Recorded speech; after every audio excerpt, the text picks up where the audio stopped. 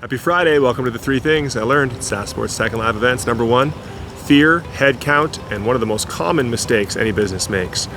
So things are starting to go well. You have product market fit, or you've reached the next layer of new customers coming in, and you have good problems. We always used to say there's good problems and bad ones. There's a good problem to have. Too much business is coming your direction.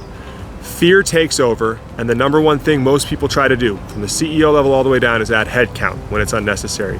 Headcount is permanent, headcount is expensive, headcount doesn't come with a guarantee that you're going to hire the right people. Just make sure that you're taking care of your efficiencies along the way and trusting the system that you've built. The first question you should always have when somebody proposes more headcount is why, and are we at the maximum for the people we currently have? And then dig in and understand quantitatively how much more resource you have.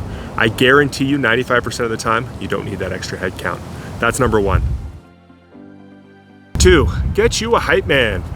I had a very dear friend who lost their job during the pandemic, and in live events, that's very difficult to do. It was a tough time to be looking for jobs, and like anybody else, including myself, once you go through that for a few months, you start to doubt yourself. And we would check in from time to time, and I would constantly be telling them that I think some of the positions that they were looking at, they were lowering their bar, and it wasn't a good setup. I got a call from that friend a couple weeks ago in their new job, which is a great job and a great opportunity for them to move up. And it was interesting what they said. They started their call by saying, hey, I needed to call my hype man. We all need hype men, internally and externally in our business. Listen, we're all humans. We have questions about ourselves, especially when things get hard. Make sure you have somebody you can call who can tell you how much you're valued and how good you are at things, because I'm sure you have them. That's number 2. Number 3, there ain't no certainty. I was talking to my buddy, who was a partner at a law firm, who was laughing about a story where he had to grovel in front of a judge. And I was ribbing them about it.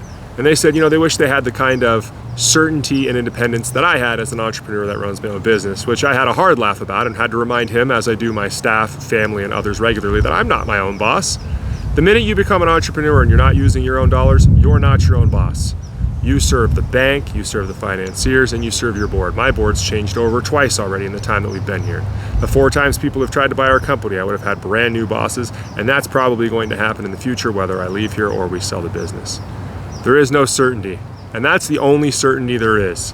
So find people you like working with and something you're passionate about, because the rest we all have to deal with. There's no exceptions to that rule. That's it for this week. We'll see you next week on The 3 Things.